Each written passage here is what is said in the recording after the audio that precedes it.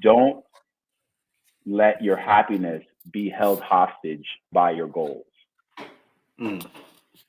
Don't let your happiness be held hostage by your goals. Like, it's okay to aim for the stars and want things and be goal oriented and want specific metrics and money and fame and goals, but it doesn't negate where you already are. You have to really embrace where you already are. If you're failing, embrace that. If you're succeeding, embrace that too. But I'm not complaining wherever I am because I've experienced all of it. I was at one point I made almost six figures in 1 month. And it sent me it was the heady days, right? Like no competition, monopoly, because I had started a category. But then as my business plan projected, and as everyone does in the life cycle of a business, you have competition. They smell blood in the water. And then they were really aggressive because they would write me fake negative reviews and all sorts of stuff. And I was complaining and I was stressing, and maybe I got a couple of gray hairs because of it. But I had the mental tools to say to myself, you know what, Ty? This is it. Mm. This is actually the game.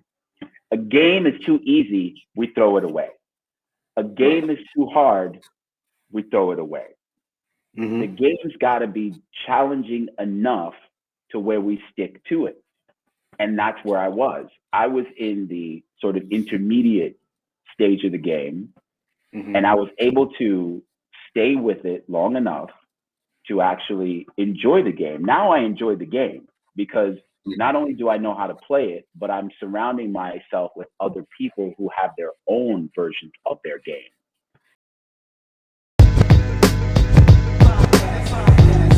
Malik's First Job Podcast, here to answer any questions that y'all ask. Financial literacy and resources. Parents and young people becoming bosses. CEOs, future leaders, entrepreneurs. Conferences and boardrooms getting sponsors secured. If you want generational wealth, Brooklyn's own Kerwin Phillip with information to help.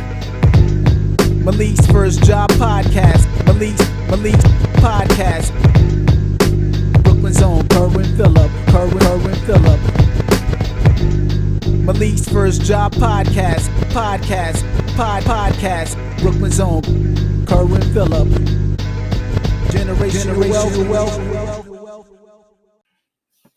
Greetings, what's going on? This is Kerwin Phillip here with another episode of the Malik's First Job Podcast, where we speak about leadership, entrepreneurship, and financial literacy. Just got back from the Black Enterprise Black Men Excel Conference. So we're going to be doing a lot of conversation about that today. Got my good friend who came along with me for the trip, my man Ty, the WIZKER man, right?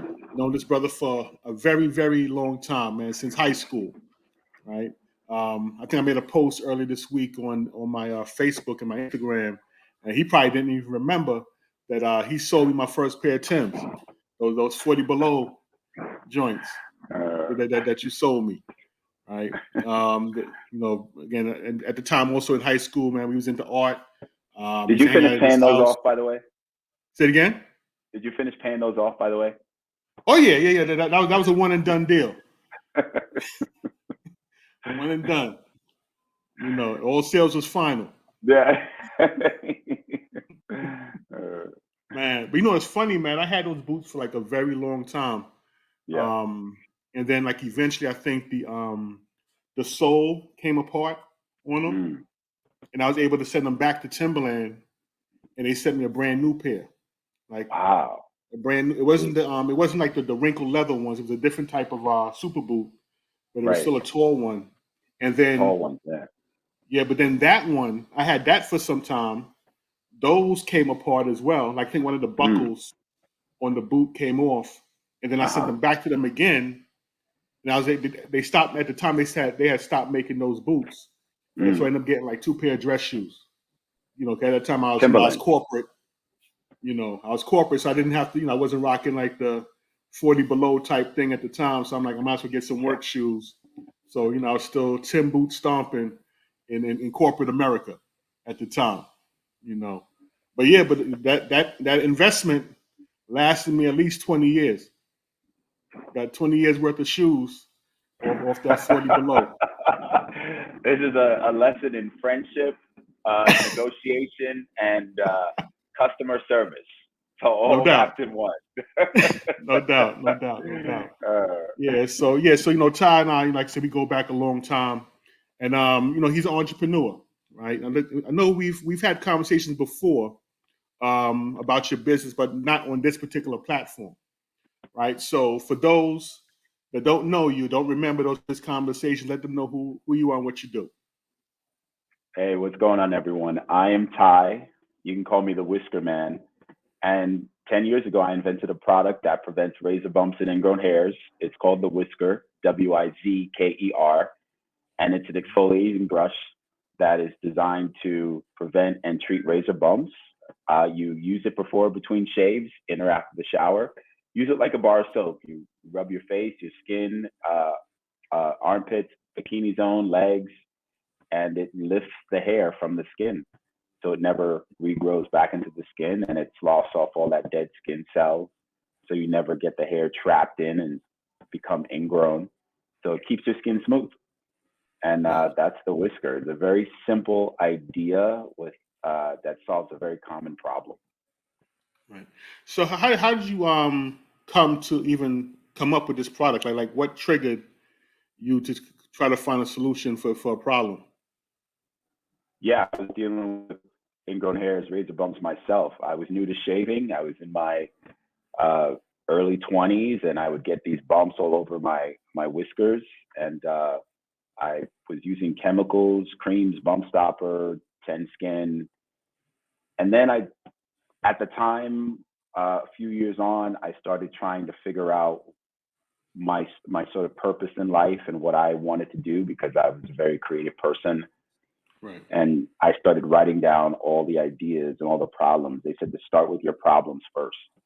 So I was writing down ideas to things that I found inconvenient in my life. And one of the lists that I had made was razor bumps and ingrown hairs.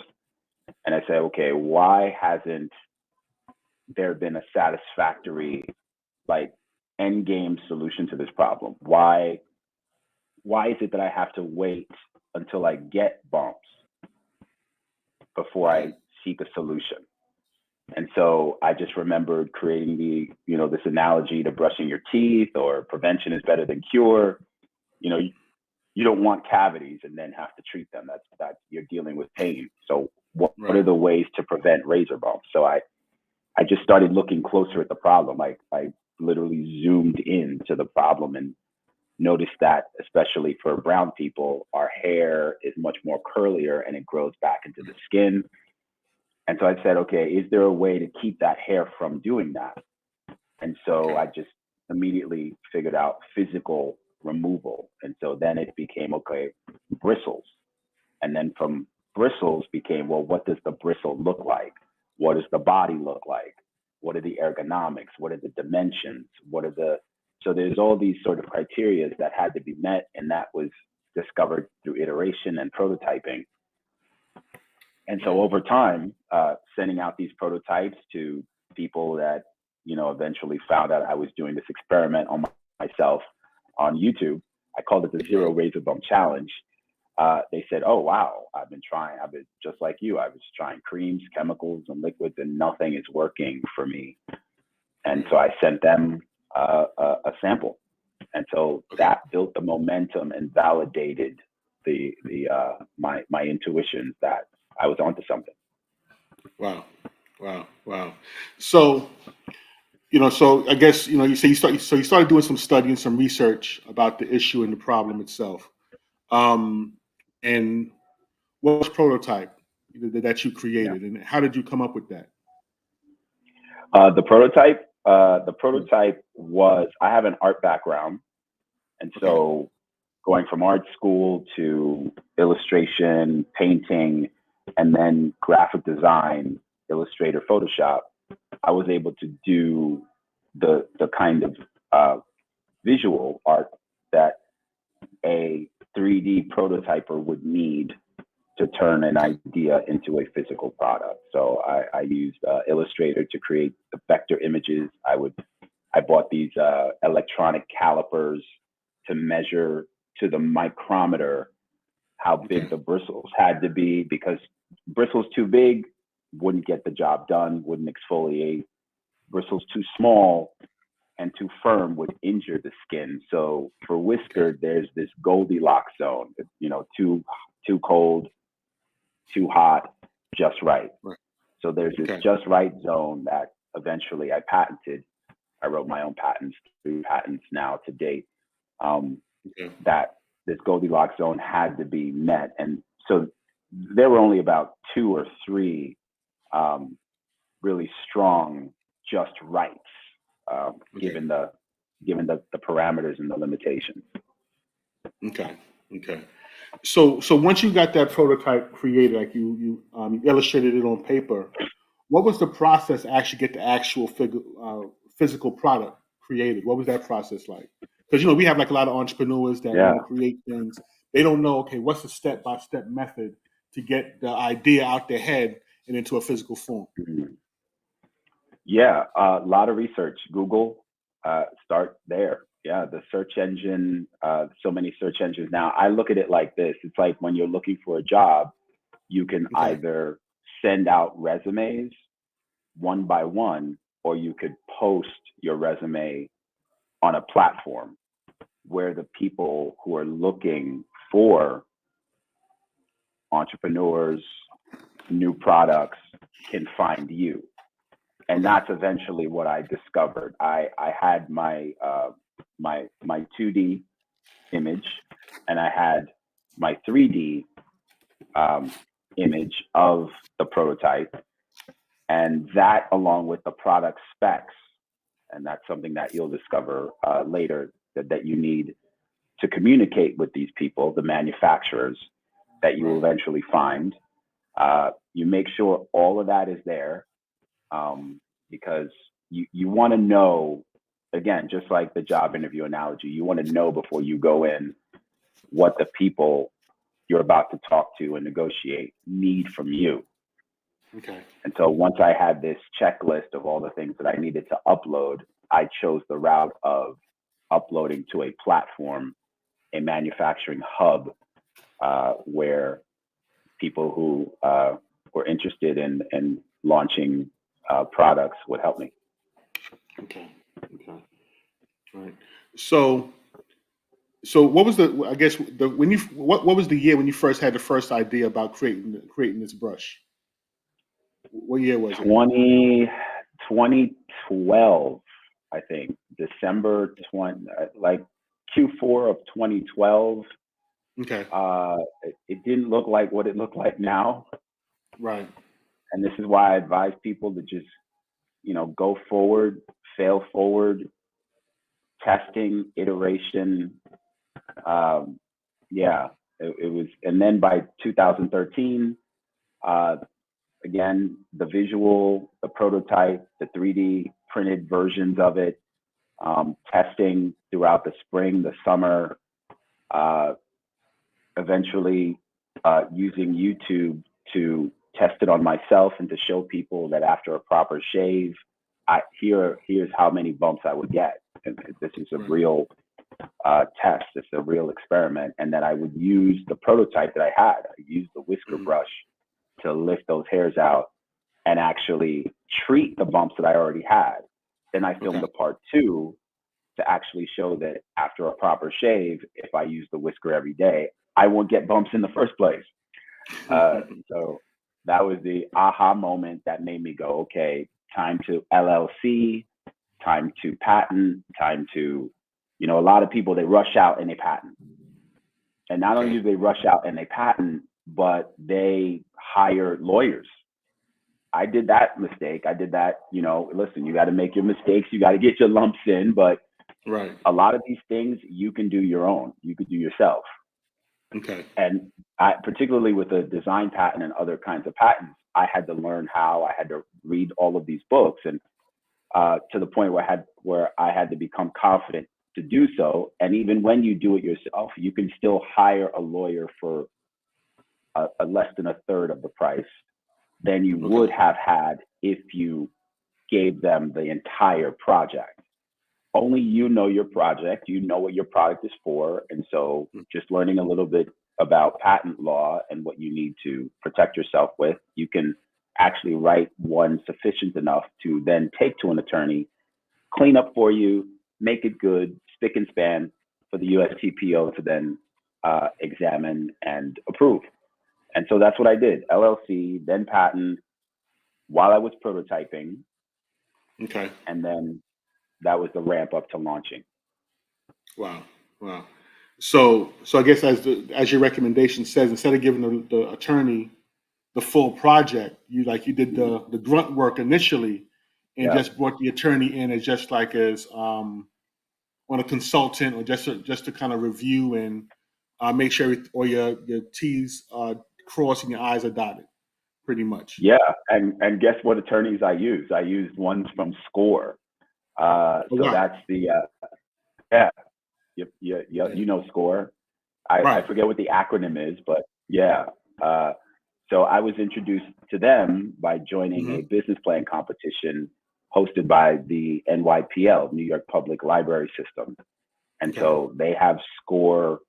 They have SCORE locations all over the world. These are retired professionals who are multiple disciplinary individuals who are retired and now have dedicated their lives to helping people like us and people like you, our listeners.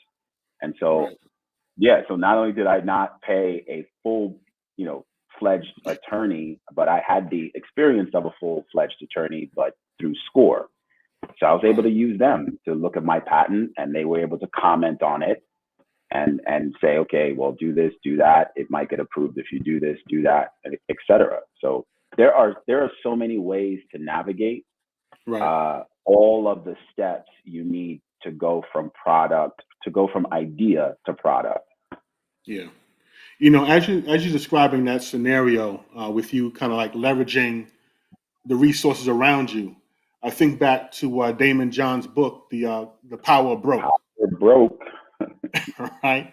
And the mistake a lot of entrepreneurs make is that they spend all this money, getting ahead of themselves, thinking it because they want to be bigger than what they are, not realizing that, look, you're just starting out. You have a minimum budget. Work within your means and don't overextend yourself. But oftentimes, entrepreneurs have a habit of trying to keep up with the Joneses, if you want to say it that way. And okay, I need to get the brand new device for this, so I need to get this and that and the third.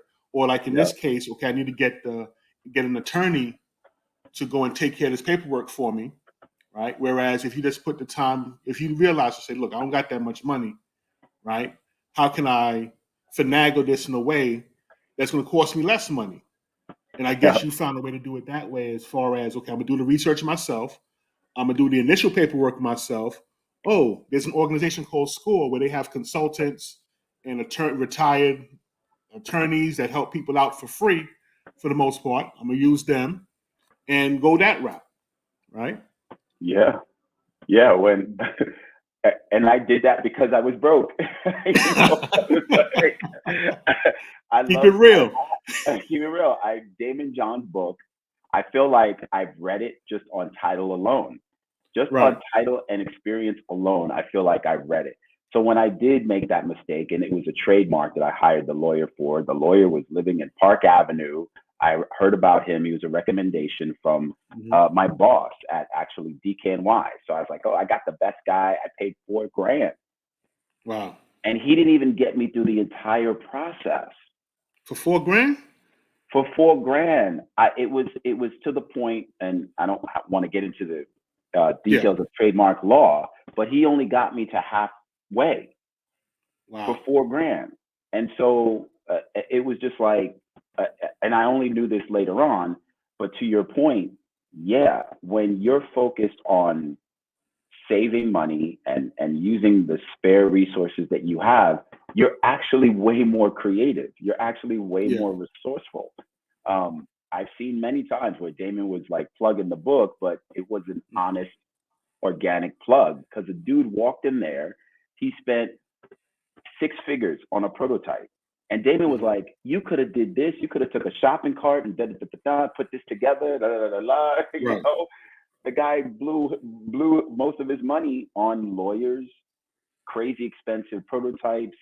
You know, like, and again, it's just like, it's to your point. You're so busy trying to think, trying to keep up with this image of how you should launch, right, instead of realizing that you could launch better and more efficiently. It's really about efficiency, because we're talking money is energy. And if you have a certain amount of energy and you're trying to fly a plane, you know, you have to allocate that energy efficiently. You cannot just expend it in ways that will actually not allow you to get into the air. right. So I guess, you know, with your journey, okay, so you got the patent, and now, you know, I'm gonna fast forward. So now, 10 years in,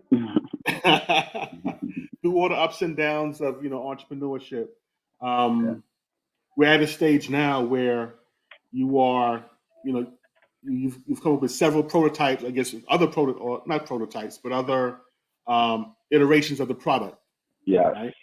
And I know you've done like a lot of networking. I know recently you went to an Amazon conference, right? You know, can you talk about some of your experiences that happened there, as far as what you want to share?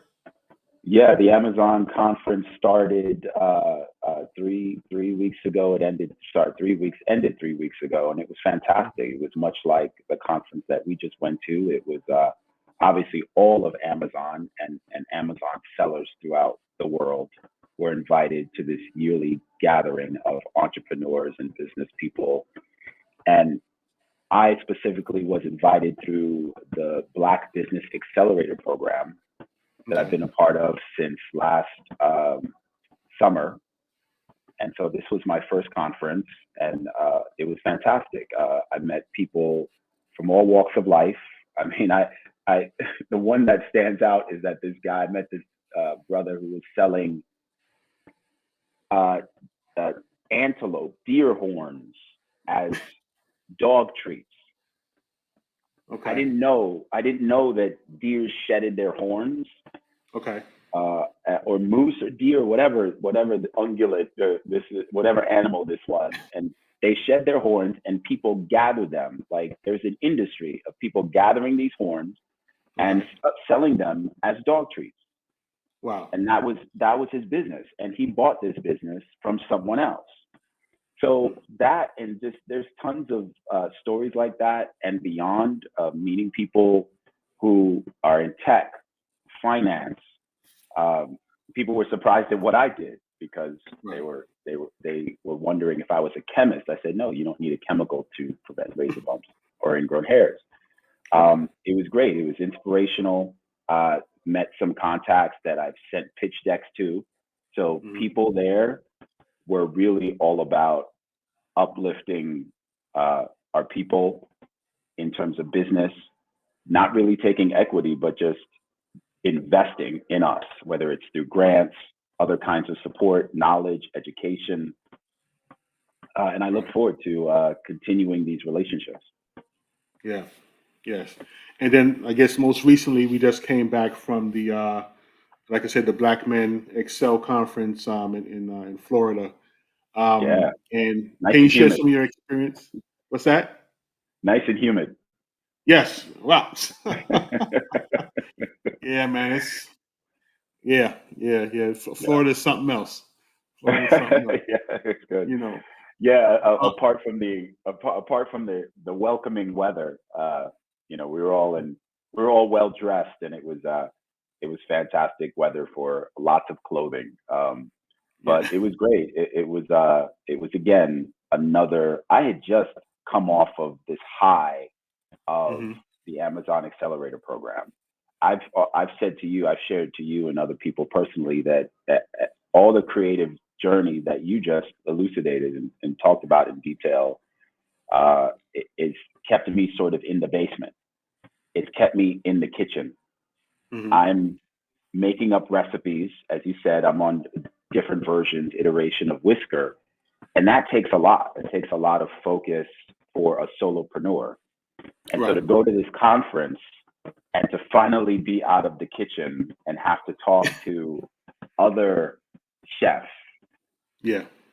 people who own their own restaurants. I'm speaking metaphorically now, like Right. figuratively, and people who invest in restaurants, people who own food trucks, people, you know what I mean? It's a big deal from thinking and concocting recipes on your own, Right. on your laptop. And so I'm so full from that feeling again of having been in, Aventura is only an hour from me. I'm in Miami Beach, South Beach. And it was great. It was great to hear the speakers talk about business, finance, financial health, mental health. That was a surprise. And of course, again, the networking as well. It's fantastic. Yes.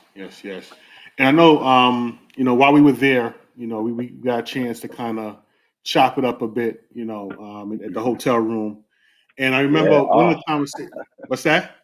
Yeah. Wow. Yeah. Actually, like you said, that's the time I should have been recording. Oh my God, that was an epic one, man. Yeah.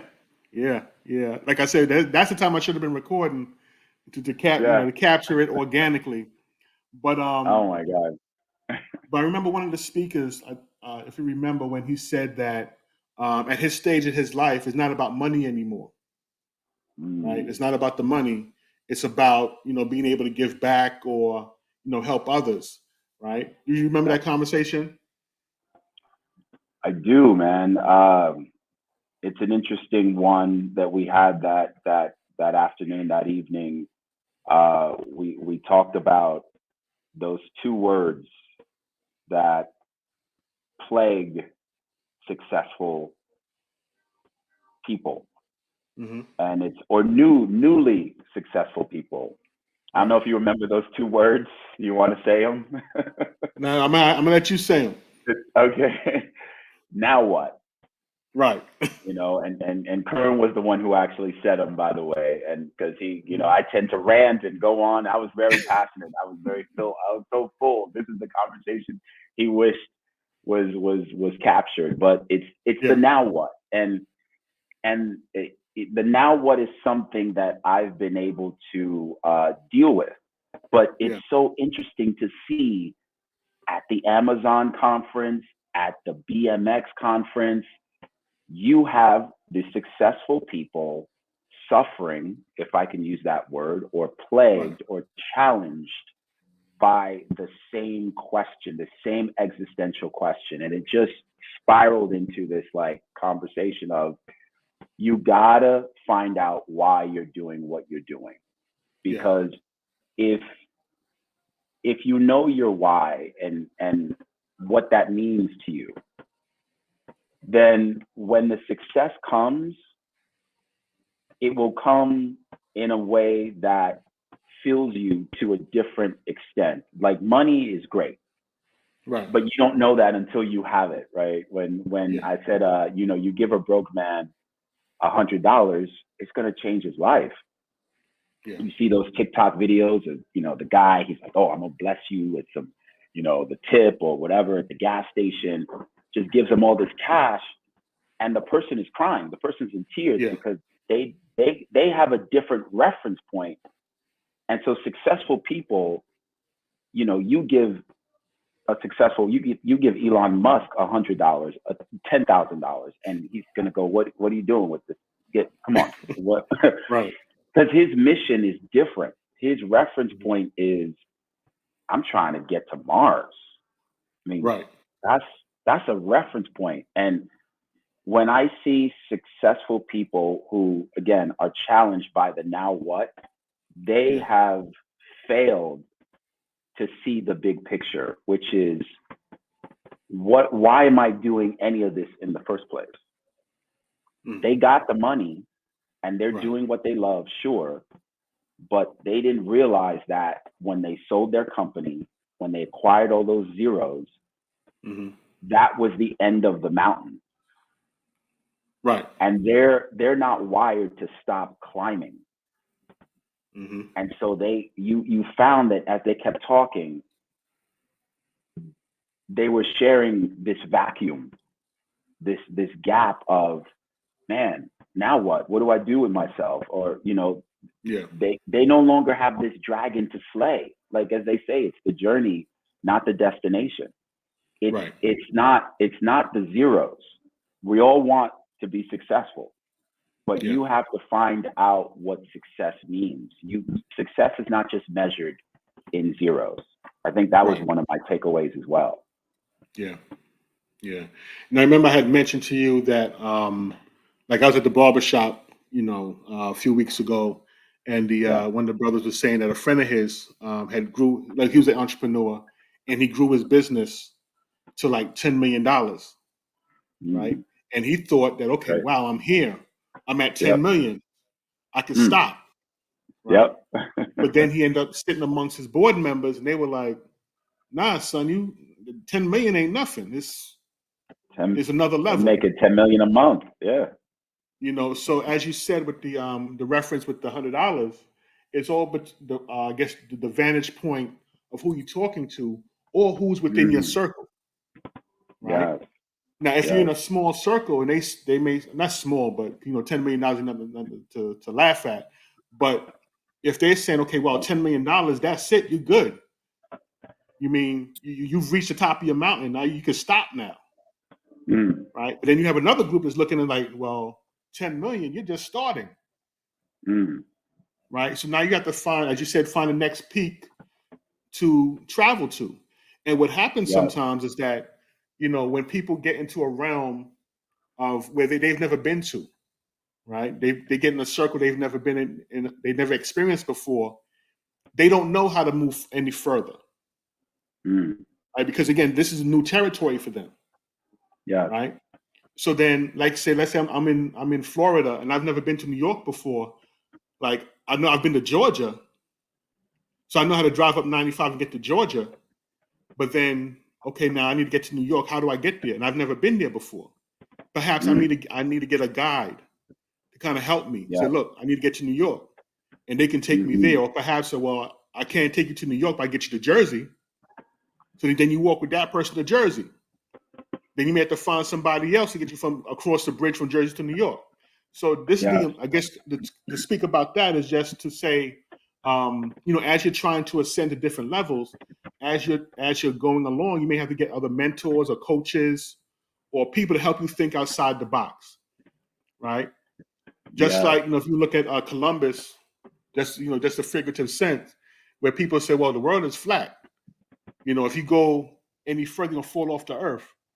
And you're just like, well, now let's go a little bit further. Let's see what's over there. Let's take that risk and see if there's anything beyond that, that flat earth theory, and then, of course, with the help Yes. of, his navigators, they got him over here, we go to that whole story. But nonetheless, we have to, once you reach that point, there's times you may have to get some help to get you to push a little bit further the way you've been before. Are you looking for a resource to help introduce children to key aspects of financial literacy? Look no further. Let me introduce you to the book, Malik's First Job, Financial Principles for Teens, written by author Kerwin Phillip. This book is about a young man who goes to his first job interview, later sits down with his father to learn how to manage his money. This book not only speaks on financial literacy, but it also provides tips on key interviewing skills, the importance of community, and the power of family. To purchase your autographed copy, please visit maliksfirstjob.com. You will not be disappointed. Yes. As you use Columbus as an example, I also think of I love storytelling. I love mythology, and every single Disney movie or hero's journey story has the hero or heroine meeting different people along their trajectory, along their journey. They meet the one person who sparks it, their curiosity, and then the wise Gandalf takes them only so far. And then another person steps in because they got to talk to that person to get a map. to get them here. And then the other person says, well, you got to unlock the map. So you need this person. So Right. they just keep stringing it along. But that's the metaphor. That's life. Yeah. As Kerwin said, there's many different keys. It's like a combination. You get one number from this person, another number from that individual, another number sequence from that one, and it's a total. The combination has to be combined for you to actually ascend to that level, and you don't know who it is. It could be an event, it could be a conference, it could be at a barbershop, it could be talking to a friend. The point is to put yourself in more rooms. Yeah. It's funny, as you're saying that, I'm thinking about the Avengers and them having to collect the Infinity Stones. Right? That's right. Right. So, you're as an going to see it entrepreneur, everywhere now. This metaphor, this is an archetypal metaphor that you're going to see throughout now. These people, they're not just telling a story just to tell a story. They're telling you a mythology, an archetypal story that applies to the human condition. Right. And like, just to kind of speak about, kind of touch on what you said earlier, like when you're in your lab working, you're kind of, you're hunkered down, you're focusing on what you're doing, but then at some point in time, you have to come outside. You have to come outside and search, as I said, search for those Infinity Stones, right? You may have to go to, one meeting, one conference, and it's the importance of networking, because when you go to these events, you have no idea who you're going to meet, who can give you that next jewel, that next gem that's going to help you get to the next level. Like I've gone to Invest Fest like for the past 3 years, and every year that I go, I spend most of my time in the vending marketplace networking. And from there is, I've met several people who we've done stuff, we've helped each other business wise, for the past couple of years, Nice. So I make connections there, and I meet people who give me ideas. Say, oh, wow, you could do X, Y, and Z to help you with your book. There's different ways to market it. I'm like, oh, okay, I never thought about that before. So, you're able to get other ideas from other people that's not necessarily within your immediate circle. And the same thing at the like coming from the Black Enterprise Conference, like as we said, when I came home, I think even when I was there, which kind of sparked the conversations that, after we leave here, what's next? Well, we got to do is something. Now what? Right? Right? It's like, now what? Okay, you've been there, you've networked with these people, you've made connections, you spoke on the stage, did all this stuff. Now what? What's next? Yeah. Right? Yeah. And that's where I'm at right now. Like last night I was sitting there thinking, I'm jotting down notes, I'm going back through the list, like going through my phone, the people who I've met, okay, I need to follow up with these people, set up times just to kind of touch base and see, if there's an opportunity for us to collaborate. And then, okay, then next is that, okay, now how can I do this again? Right? Because, I had a chance to speak and, I had the whole experience of, coming down. I'm like, okay, this was nice. Now I need to do this again. Yeah. Amazing. I got to do this again. So how do I figure that out? How do I do this again? Where I can meet more people, right? So that's where we at right now. Kerwin was holding court. What? He was, moderation is definitely in your wheelhouse, my brother. It was appreciate that. It was organic. In this world where increasingly everyone wants to be heard, you were listening. In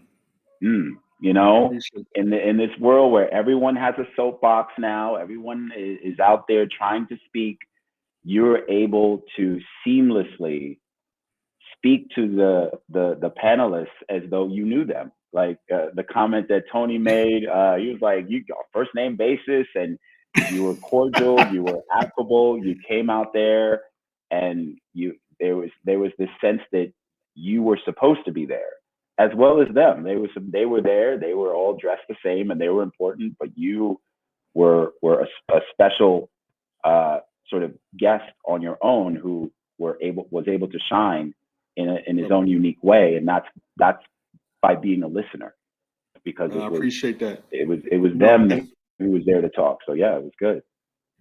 Yeah, because quite honestly, that's like, has been like the biggest stage I've done, so far. Yeah. And going in, I was like, so nervous. I didn't want to mess up. Yeah. I had my cards with my questions written out. I had like a lot of stuff written down. So I said, okay, boom. And, going on stage and, lady backstage prepping me, saying, okay, there's a timer. You'll be able to see. And being up there, I'm like, okay, I can't see the timer. Where's the timer at? Yeah. So I had to use my watch to kind of keep time. Because what happened, there was a speaker that was blocking the timer, so I couldn't see it.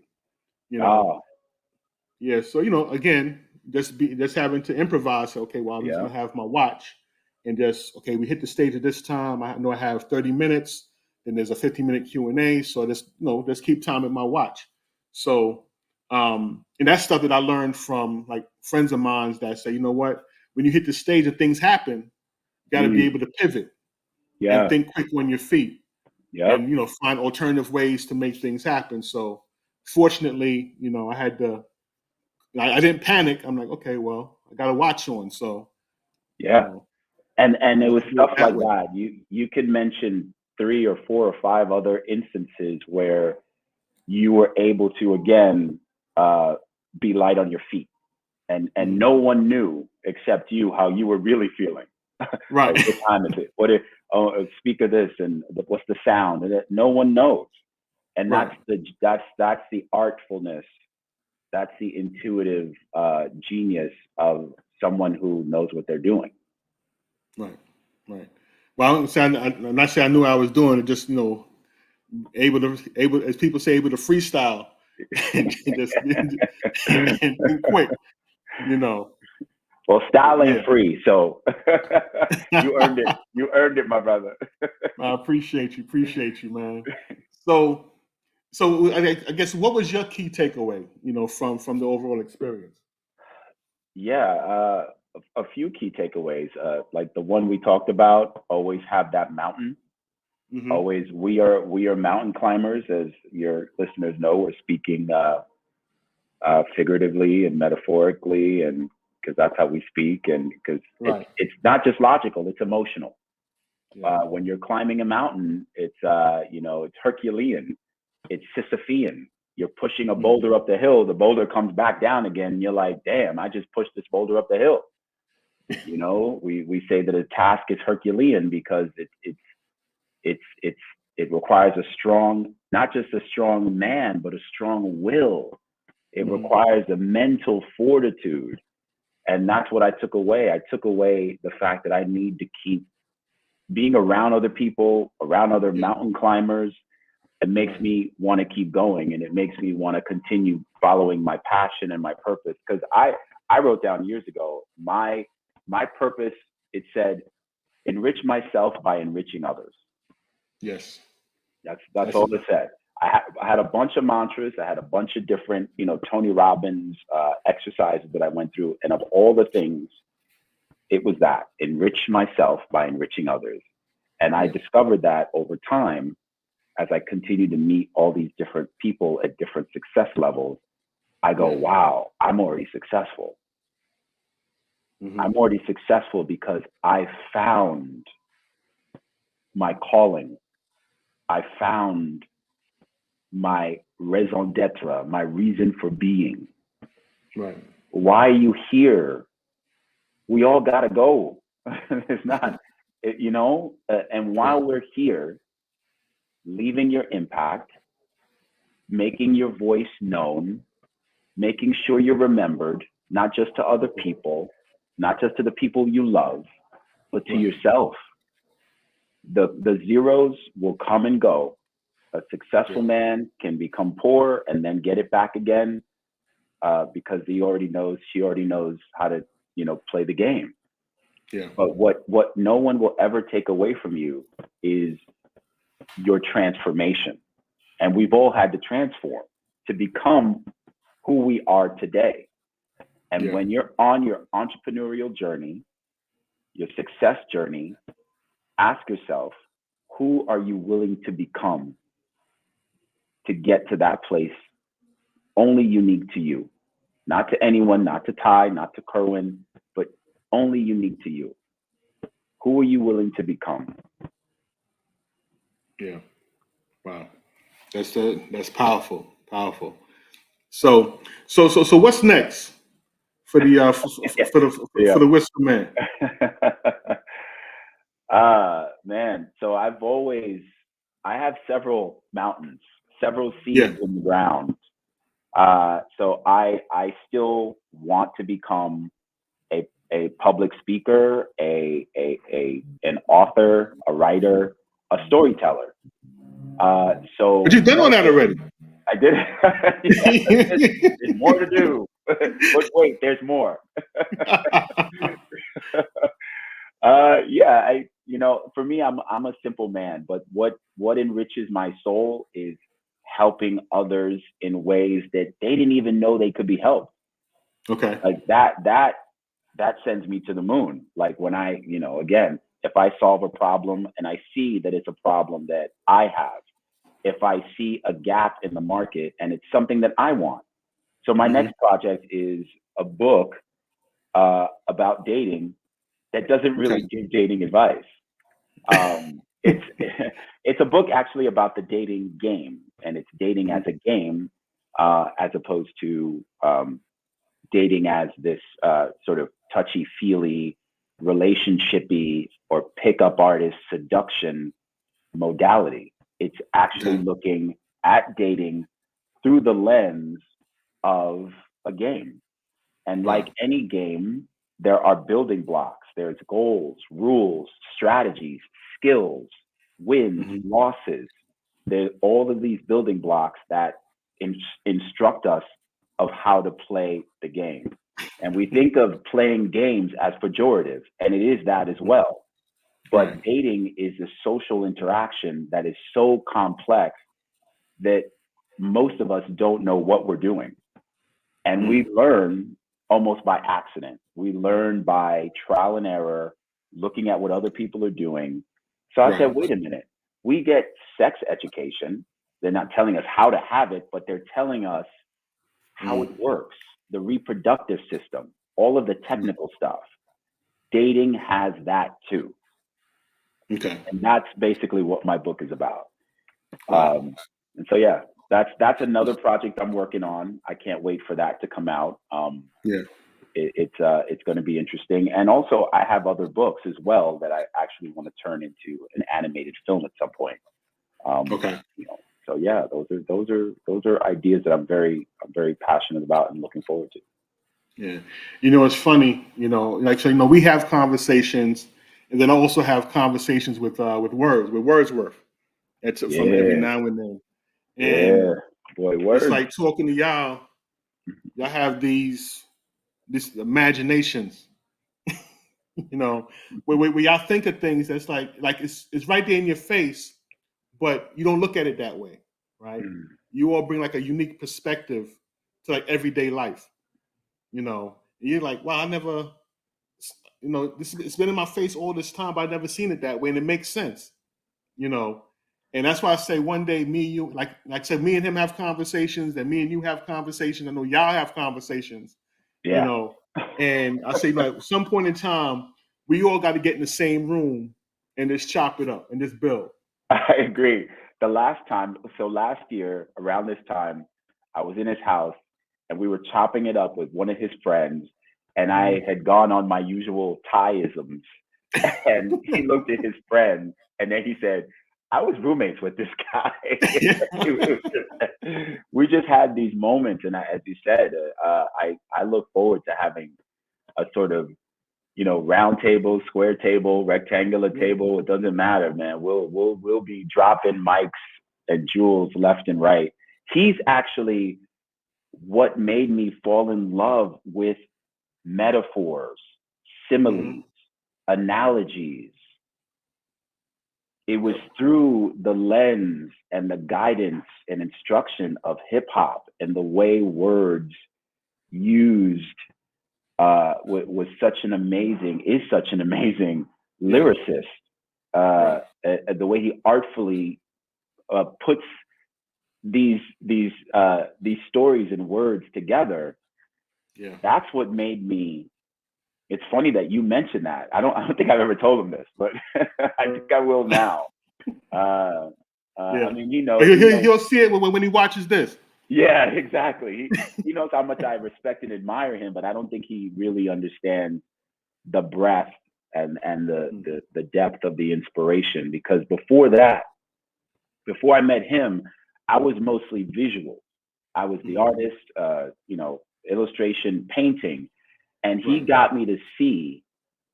And we eventually did a collaboration where my paintings were a visual interpretation of his lyrics. So during that whole, I still got that. I just saw it the other day. You got I still it? have Yeah. like one of the. I have the painting, but I came across the poem. Like probably like 2 or 3 days ago. Yeah. That he wrote, because it was the one with the all the different politicians as animals. Yes. I think it was a jungle out there, something like that. It's a jungle out there. Thinking of myself, what is my purpose? Yes. What is my purpose? And it's funny because that was like the deep part of me. We all want to know what our purpose is. And then aside from that, he was a lyricist. He is a lyricist that would, took us to such creative and existential depths. And through that visual interpretive process, I was able to, in a sense, fall in love with actually using metaphor and similes and analogies in all my storytelling. Wow. Yeah, I don't know what y'all had going on in that old Westbury, Bro, it'd be 2 a.m. and he's up listening to Stretch and Bobbito, writing down lyrics. It was the most creative moment of my life. And I'm super still creative. You're super still creative. This being in that room, and I'm glad you referenced that room, and people knew it. They knew it. They knew that, man, when I wasn't in the room, I was in my art studio. If Words wasn't in the room, he was in the studio. So it was like, we were the perfect, serendipity could not have planned it. Whatever you believe in, God, the universe couldn't have planned it any better. We were the perfect people to be in that position at that time, because all I wanted to do was be a creative individual, whether visually, verbally, and all he wanted to do was be a creative individual, be it lyrically, action, writer, and what better, roommate to have than that. It's funny, and that kind of highlights the point again. The people that's in your circle, who's in your circle? Are they, trying to uplift you? Or y'all trying to grow together? Or y'all comfortable being stagnant? Or, y'all bringing each other down? Right. Who's there? Right. Yeah. Like, I'm sure that, you challenge each other. I know he probably dropped something on you and you'd be like, man, I ain't thinking of it that way. And I gotta, make you think different. Then you hit him with something. He's like, wow, I ain't see it that way. And then y'all just kind of help build upon, each other's challenges. Yeah.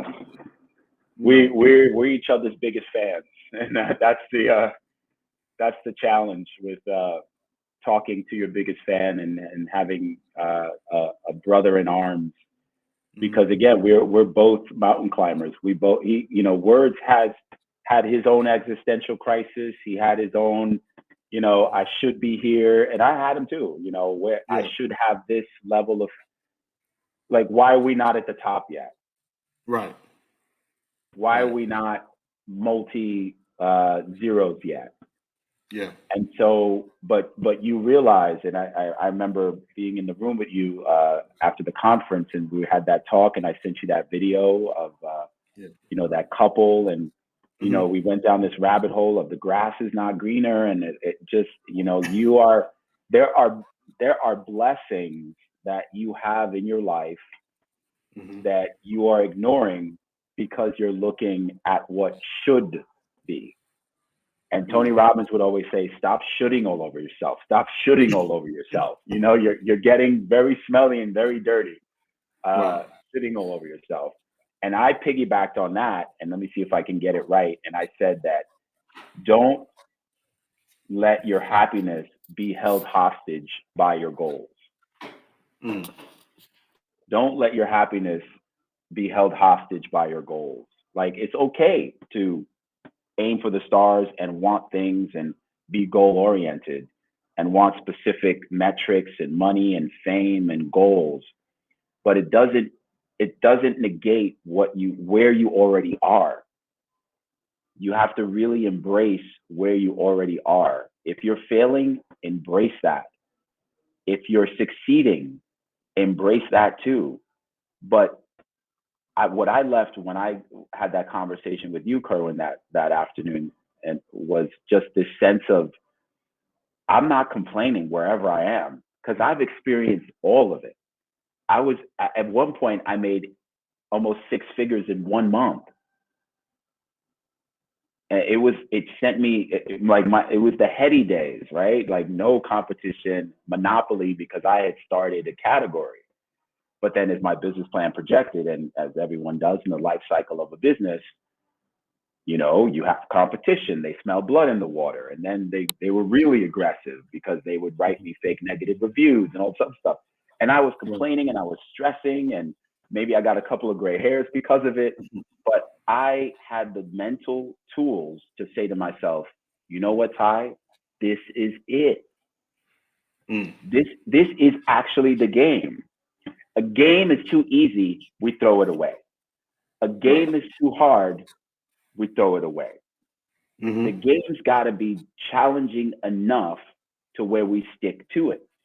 And that's where I was. I was in the sort of intermediate stage of the game, and I was able to stay with it long enough to actually enjoy the game. Now I enjoy the game because not only do I know how to play it, but I'm surrounding myself with other people who have their own versions of their game. And then we exchange stories and we say, okay, how are you playing your game? Really? What's your goal? What's your mushroom? what's your princess toadstool? What's your right? What's your top? What does the top of your mountain look like? My top of the mountain looks like this. Oh, that's fantastic. I never thought of that. Oh, that's so cool. What are the challenges that you're going through? And this is the kind of stuff that you get when you follow your passion long enough to enrich other people, long enough to be in the same room with other people who are doing the same. Right. You know, and I think we had spoke about the fact that,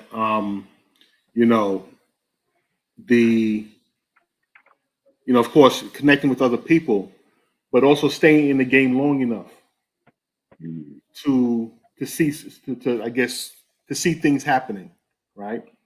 Because oftentimes, like I mentioned before at the conference when I shot the video, that you've been doing this WIZKER business for like over 10 years, and the opportunities that are being presented to you now that weren't being presented to you back when you first started. So imagine, like I said, in any business entrepreneurship, it's a roller coaster. There's ups and downs, right? Yeah. And oftentimes there's more downs than ups, when you first start out. Right. And oftentimes people, they quit too early for whatever reason, like, because life happens and things happen. But sometimes people quit too early. I think it's the story of Acres of Diamonds. Yes, I was just going to say that, brother. Acres of Diamonds. Acres of Diamonds. The man was on a gold mine or on a diamond. He had diamonds in front of him, but didn't know what it was, and didn't recognize it, and ended up selling it. And now it's like somebody else reaped the benefits. Whereas, like I said, the WIZKER is a golden idea that you came up with, right? You've invested a lot of time into it, a lot of resources, and again, in the first 6-7 years, like it was we had conversations, and again, sometimes there was more downs than ups. And you could have said, you know what, I'm done. I'm gonna go back to doing my freelance work. I'm gonna go back doing something else. But you stuck it through. And Yeah. now, like I said, there's being opportunities being presented to you that can help you get to that next level, right? And if people don't, like as I say, stay in the game long enough, right? You have to endure the struggles, and understand that there's going to be struggles. There's going to be challenges. As they say, if it was easy, everybody would do it. Everybody would do it. You Yeah. know, there's many different, phrases and, terms that say many are called, few are chosen, Good job. and so on and so forth, right? So that's like a very key lesson for any entrepreneur out there, or not necessarily entrepreneur, but anyone who is goal driven and wants to achieve another level of success they never achieved before. It's all about the endurance and being consistent and staying with, what you seeing that goal through and pushing past all the obstacles. Yes, the consistency is, man, how many ways to skin that cat? How many ways to describe this one word? You want other, ways to say consistent, but that's it, man. Anything you want. I had my own mantra, because that roller coaster ride that I'm still on, some days my hands was up and I was like, hey, this is fantastic, as my headphone falls off. That's what it was like. Oh, don't get too excited. Yeah, right. But other days it was knuckle. It was like, I don't fit in this seat. Why am I here? Yeah. But I had a mantra every time, and I said, people were like, "Hi, how's your day? How's your day?" I would say 3 steps forward, 4 steps back. Okay. And so I forget who was it that said that, because I had said that in a sort of forlorn, down way. And they said, "Wow, Ty, you got 3 steps?" I was focused on the fact that, I'm in the negative. Yeah. And they were like, wait a minute, you tried, you took 4 steps back, but you got 3 steps. Yeah. And if you do 3 steps every chance you get, life is going to have no choice but to open up. Yeah. You talk about acres of diamonds. There's another related one where they talk, don't stop digging because you might be 2 inches from gold. Yeah. The moment your arms are burning, that's when you should keep doing more reps. The moment that you can't hold that axe anymore, you might be 2 inches from gold. You're like, damn, I can't stand this anymore. When is this going to happen? Son, if you stop now, yeah, your effort is, and it's not, don't want to fall into the sunk cost fallacy. You have to understand when to disengage from a project or product that is not going according to the plan that you already wrote out in advance. But we're talking about the consistency and the fortitude that you need if you're going to stay the path, if you're going to survive all the slings and arrows that life is going to throw at you while you're climbing that mountain. And that takes consistency. I was focused on, why am I not getting why am I not getting 5 steps? Why am I not getting 6 steps? Because I'm going to already be in a deficit with 4 steps backwards every day. I need to be 7, 8 steps. But if you imagine that you're out there trying to dig for gold, and one day you get a splinter, you could still dig. That's a step backward, right? One day you get a heat stroke. That's a step backward, but you could still dig. So I started, using the power of metaphor and the power of meaning to emotionally fuel myself to keep going. Take those 3 steps. Don't worry about that. because every time you take 3 steps, nature will give up. It'll give up the ghost. There's no point at which, they say a drop of water can erode a mountain if you give it enough time. Consistency and time. That rock, the atoms have binded it, right? It's so solid. That's where you get solid from. But the water, boom, boom, boom, over time. Yeah. There's a hole in the mountain now. Yep. If that's what nature can do, what can you do? Yeah. And really, we are a part of nature. The same 99 plus elements that exist in nature exist inside of us. So if I was to pour some water into a cup, is there any difference between the water that's in the bottle and what's inside the cup? Amazing. It's the same water. It may be in a different form, but it all came from the same source. Yes. Held in different vessels. Exactly. So whatever can happen within the universe can happen within you as well. Yeah. And also, we speak about consistency. The book Outliers by Malcolm Gladwell. Where it speaks about the 10,000 hours that you have to put in to become a master. It's consistency. And it was something else we were talking about the traumas that people go through that trigger them to become successful. Right? Remember how we got into that conversation? I don't know. I think it was the gummies or something happened. It was I had this thing, and I've been telling everybody this quote because again, Thaiisms. I'll be known for like a bunch of these. I want every person at my eulogy, not to get dark, but every person at my eulogy will start by saying a Thaiism and then talk about the background for why. So I said everybody, most people at the gym, I used to train, and of course I still train, but everybody at the gym is looking for one thing, and that's revenge. They're looking for vengeance, revenge. They're looking to heal their trauma. They're looking to prove something. Someone told them, you're not good enough, Kerwin. You can't do it. Someone else is further than you, farther than you, better than you. Someone rejected you. An ex, a boss, a job said you weren't good enough. Your parents said they didn't love you. Your sibling was rivalrous against you.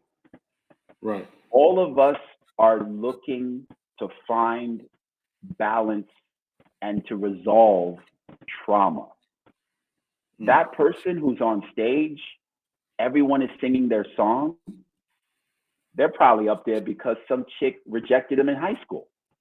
Yeah. So he picked up the guitar. Not to say that people aren't creative, on their own, or make money on their own because they're passionate about solving this problem or that problem.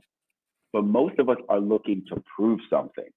We're looking to get back at a world that, number one, told us we couldn't do it. Number two, rejected us. Three, doesn't know who we really are, right? We don't fit in. That's the story of every hero. They have a tinge in their heart. They have a voice in their soul, and no one else sees it. Again, watch every Pixar movie, watch every Disney movie. They're retelling the same story. Follow your heart, follow your dreams, right? The same. I wrote a book, The Land of Intuit, where a boy literally does that. He follows his dream, he follows his heart, takes him on a journey, discovers himself, discovers his passion.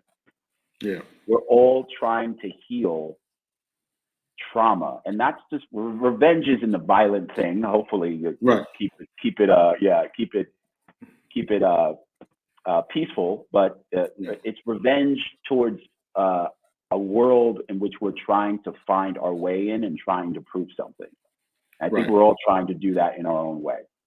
Yeah, and I think when you had mentioned that, it made me think back to Michael Jordan, right? Where in high school he got cut on his basketball team. Yes. And that could be the trauma that triggered him to say, you know what?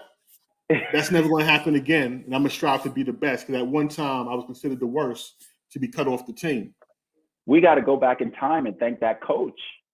Yeah. for creating Michael Jordan. This is what I'm saying. You know, whenever you I'm geeking out again, but you watch these movies, the Back in the Future, that's the timeline. That's why I say those steps back, those failures, those things that you didn't want to happen, that's your future, son. Thank those things. You're on a mission. And part of your mission is to go through those things. It's part of your timeline. Right. You don't know the whole timeline, but you're responsible for seeing it through. And if we go back and if we remove that coach, we might not have had Michael Jordan. Yeah. Facts. If we remove that rejection, we might not have had who is arguably the greatest basketball player to ever play the game. We had that debate at the barbershop. The barbershop debate at the conference at the summit. Yeah. Oh, LeBron. Yeah. Rest in peace, Kobe. Yeah. Crazy. Man, I know we could be on here talking forever, man. So always. Yeah. So matter of fact, it's gonna be a part two. Like I said, it's gonna be me, you, and words. Yeah. We gotta do something. This is gonna be the epic one. This is gonna be the one that everyone's gonna have to. We're all there because it's gonna be part one reminiscing, part two reunion, and part three just being Jedis in our own right because we've earned it. Yeah, but I think we have to do it. Whereas, like we can't do it here on StreamYard. Like I'm about to fly down to Florida. We got to be in a room. It's got to be cameras, position wherever, and we just start talking. It's got to be that. It's gonna be so organic. Yeah, you know, it's got to be that. And then of course we have to edit it because we're gonna start coming up with some ideas on projects, and we can't share. I think all the audience, the viewers have to sign an NDA before the video streams, right? Or no? Of course. There's gonna be so much stuff, you know, and that's gonna be shared, and you know, ideas that's gonna be flowing back and forth. Yeah. You know. Yeah, it's gonna be epic, and this is what it means to be in the right room and being, you know, when you work on yourself, you also should work on your circle. And Kerwin mentioned that already. And it's because, as you can see, it's one of the most powerful tools you can have in your success journey. And that's what we're talking about. Aside from the love and the friendship, it's the inspiration, the motivation, and the accountability. Yeah. You know, because how can you, what helps you be consistent if your friend is like, well, how'd that project go? You know? Exactly. So there's a lot of elements to success. There's a lot of elements. And again, success means not just zeros. You know, we saw people at the conference, and I've seen people at the conference and beyond the conference before I started going on this journey. Again, they get a bunch of money. They turn up. This one guy, I rode a white horse in the Seychelles on the sand. You turn up for a month, you spend all your money on champagne and Lambos, and then you go, again, what's next? Why am I doing this? And then you realize that life is about enriching others. Enrich others through your craft, enrich others through listening, through mentoring. Yeah. Kerwin's teaching the next generation. That's how he's enriching others. If you enrich other people, you'll never be broke.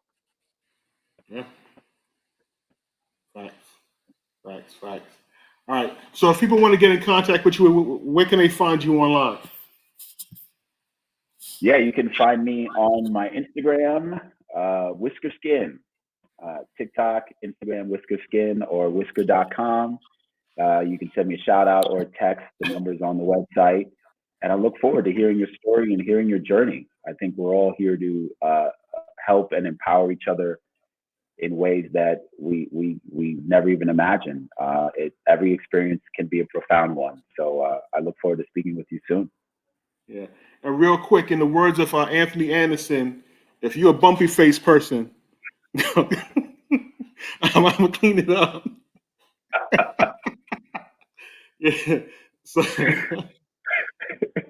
See, this is the kind of stuff that will be in the words Kerwin chat, and that we're gonna have. Yeah, so if you're dealing with the bumpy face stuff going on, definitely go to the website, get yourself a whisker, man, and solve that Get a problem. whisker, man. You should not be having this problem now that you know about me and the whisker. doubt. Okay, you heard it No first on Malik's first job podcast. No hesitate, no wait. Okay, get yours today. On sale Yes, now. Let's go. Thank you, Kerwin, my man. Oh, I love you, brother. This has been Likewise, man. amazing experience, and to have on a final note, I don't want to monopolize time, but just again, the enrichment. We haven't seen each other in a while. One of the first questions I asked her, how long has it been? But seeing each other and experiencing all of that in 3 days, jam packed, especially with guys, it's like you pick up like it was yesterday. So thank you again, my friend. No doubt. All the like I said, because we was clowning back then, and ain't nothing changed. It is, bro. Amazing. Yeah, man. But yo, man, thanks for taking the time, man. Like I said, we're gonna be doing some more of this. Like I said, I'm about to take a flight down to Florida, and me and you work. Gotta get together and do something. Oh yeah, it'll be epic, and I look forward to it. And your viewers, you're going to be in for a special treat. No doubt, man. All right, y'all. Thank you all for joining us this week. Don't forget to go to the website, get your copy of Malik's First Job, Financial Principles for Teens, and I'll see you all next week. Peace. Generational wealth.